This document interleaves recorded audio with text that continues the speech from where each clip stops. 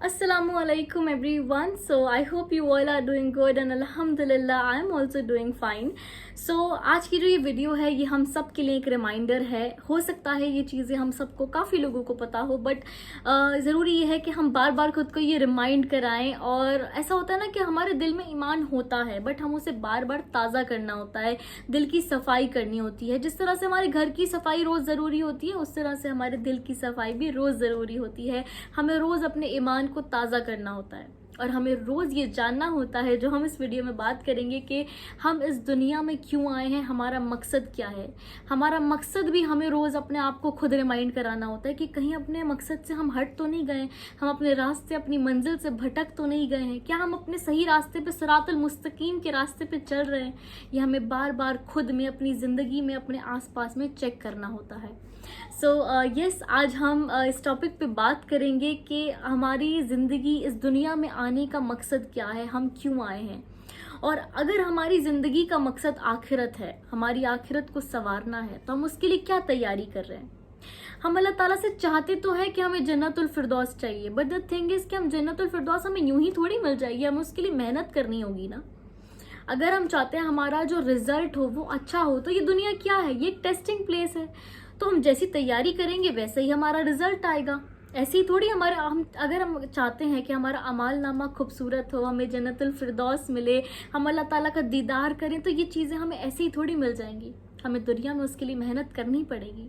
ये दुनिया, जैसे कि मैं पहले भी बोल चुकी हूँ, दुनिया ऐसी है जैसे कि हम किसी स्टेशन पे रुके हैं कुछ टाइम के लिए, तो हम उस स्टेशन पे इतना ही मेहनत करेंगे ना जितना हमें ज़रूरत के मुताबिक होगा. ऐसा तो नहीं हम स्टेशन पे बहुत एक्स्ट्रा करने लगेंगे, उसको सजाने लगेंगे, वो तो बेवकूफ़ इंसान माना जाएगा ना, क्योंकि उसकी मंजिल कहीं और है, उसे रहना कहीं और जाके है और वो स्टेशन को सजा रहा है. तो ये दुनिया कुछ उसी तरह से है. ये हमारा कुछ वक्त का एक रहने की जगह है, हमेशा हमेशा की नहीं है. हमेशा हमेशा हमें आखिरत है और हमें उसकी तैयारी करनी है. हमें कब्र में क़यामत तक रहना है, तो हमारी क्या तैयारी है उसके लिए, ये सब चीज़ें हमें चेक करनी है.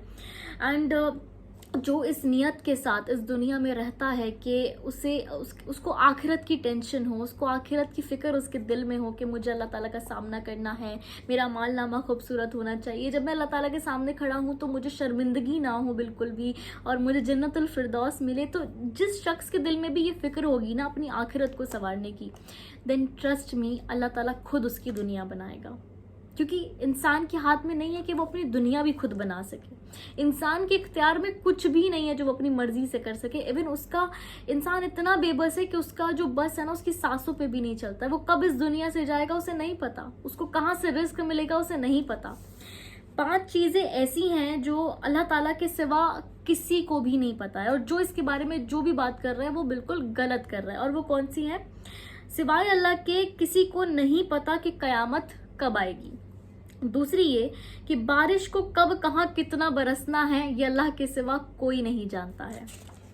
और तीसरी ये कि रिस्क किसी के पास कितना पहुंचेगा ये कोई नहीं जानता है. हाँ, हमें रिस्क के लिए मेहनत करनी है, कोशिश करनी है, लेकिन उसे कितना मिलेगा ये तो कोई इंसान नहीं जानता है ना. उसके बाद माँ के पेट में ये तो मालूम कर लेते हैं कि बेटा है या बेटी है, पर कितना जिएगा, क्या खाएगा, क्या पिएगा, नेक होगा, फर्माबरदार होगा, बद होगा, ये सब चीज़ें कोई नहीं जानता सिवाय अल्लाह ताला के. और उसके बाद कोई नफ्स, इवन कीड़े मकोड़े भी ये नहीं जानते कि उसका रिस्क कल कहाँ से मिलेगा. अच्छा, एक तो चीज़ है कि कितना मिलेगा और दूसरी चीज़ ये कि कल कहाँ से मिलेगा.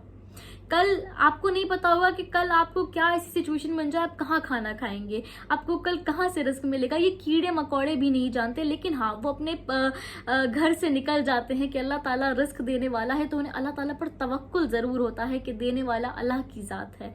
सो यस, कोशिश हमें करनी है लेकिन अल्लाह ताला पे तवक्कुल करना है, क्योंकि अता करने वाली ज़ात सिर्फ अल्लाह की है. उसके बाद कोई नफ्स को ये नहीं पता है कि उसे मौत कब आएगी. हम नहीं जानते कि हमें मौत कब आएगी, लेकिन हाँ ये ज़रूर है, हो सकता है किसी को मौत आए 25 साल की उम्र में, किसी को 80, कोई 100 साल जिए, लेकिन मौत सबको आनी है. कोई भी इस दुनिया में हमेशा हमेशा नहीं रहने वाला है. इवन हो सकता है कि आजकल तो हम ऐसा देखते भी हैं कि कितनी मौत ऐसी हो जाती हैं जो बिल्कुल जवानी की मौत होती हैं. हम सुनते हैं कि कोई 18 साल का था, कोई 25 साल का था और उसकी मौत हो गई. तो मौत आने का कोई फिक्स टाइमिंग थोड़ी है कि आपको इतनी एज में आएगी, इतनी एज जब आपकी पूरी हो जाएगी तब आएगी. ये तो कभी भी आ सकती है. تو ہمیں یہ خود سے سوال کرنا ہے، جب ہم رات کو سونے جائیں نا تو ہمیں یہ خود سے سوال کرنا ہے کہ آج پورے دن میں ہم نے ایسا کیا کام کیا جو ہم نے اللہ تعالیٰ کو راضی کیا ہو، کیا ایسی ایک نیکی کی، اور ہم نے ایسا کیا کیا جو ہم نے اللہ تعالیٰ کو ناراض کر دیا ہو۔ ہم چاہے جوان ہوں یا ہم بوڑھے ہوں یا ہماری کتنی بھی ایج ہو، ہمیں ہمیشہ تیار رہنا ہے کہ اگر اگلے دن، اگلے سیکنڈ، اگلے منٹ ہماری موت آ جائے تو ہمیں شرمندگی نہ ہو اللہ تعالیٰ کا سامنا کرنے میں۔ اینڈ اسپیشلی ینگ ایج میں تو ہمیں زیادہ سے زیادہ، جیسے کہ میں بولتی ہوں کہ ہمیں عبادت کرنی ہے، کیونکہ اللہ تعالیٰ کو سب سے زیادہ پسند ہے اس ایج کی عبادت، جب انسان کے پاس نہ کرنے کے لیے بہت کچھ ہوتا ہے، جب وہ لائف کو جس طرح سے چاہے اس طرح سے انجوائے کر سکتا ہے، جو کرنا چاہے کر سکتا ہے، لیکن اگر وہ اس وقت اللہ تعالیٰ کی عبادت کرے گا، اللہ کے ذکر میں لگ جائے گا، تو اس کی زندگی سکون میں اس دنیا میں بھی ہو جائے گی اور اس کی آخرت بھی بہت زیادہ خوبصورت ہو جائے گی۔ اور قیامت کے دن نا اللہ تعالیٰ کے ایک خاص سائے میں وہ شخص ہوگا جو جوانی میں اللہ تعالیٰ کی عبادت کرے گا۔ اینڈ یس، اللہ تعالیٰ نے نا انسان کو اتنا علم دیا ہے کہ وہ علم کسی جانور، کسی کیڑے مکوڑے کو نہیں دیا ہے۔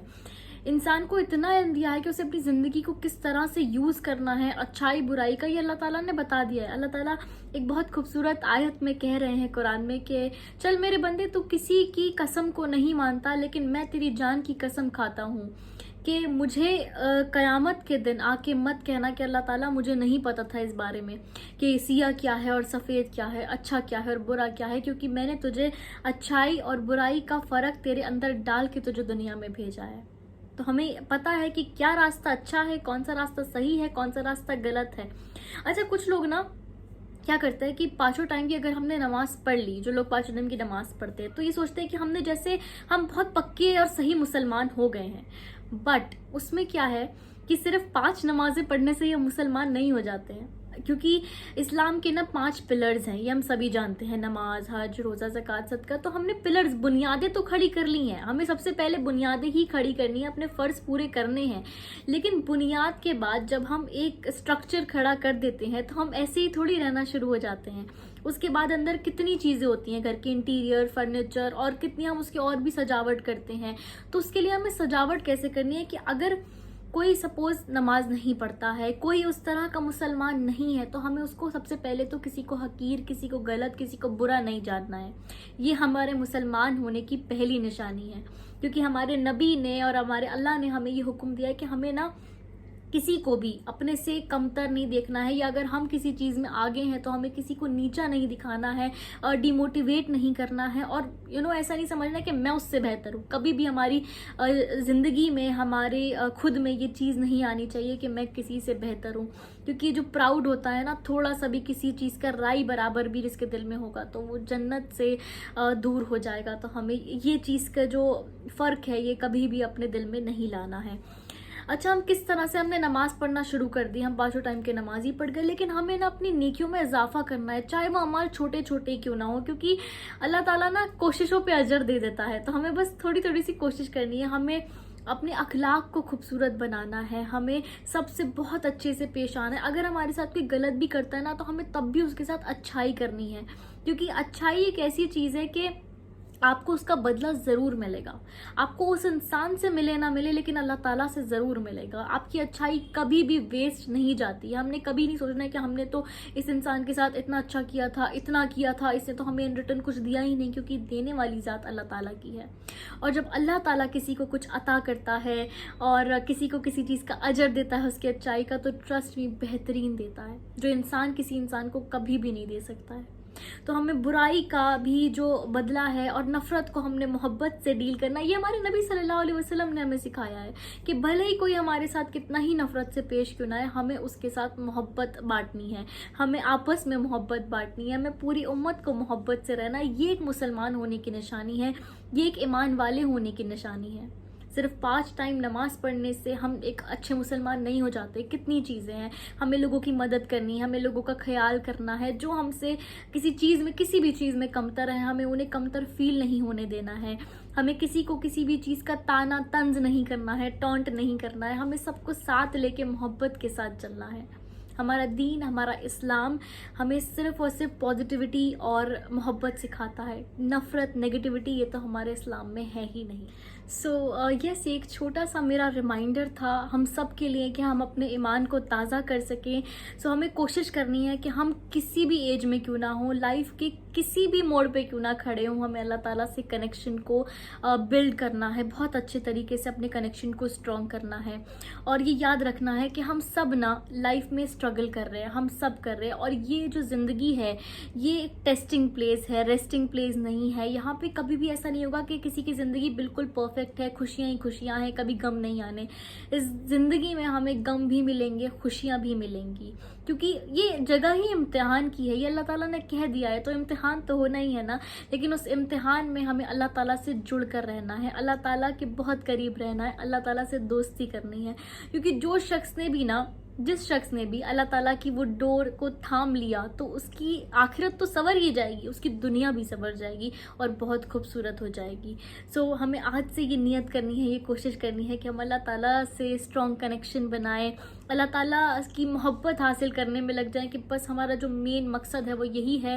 اور خوب دعائیں کریں، کیونکہ دعا ایسی چیز ہے نا کہ ہم خود کے لیے کریں تو بھی بہترین، ہم کسی اور کے لیے کریں تو ایک بہترین گفٹ ہے.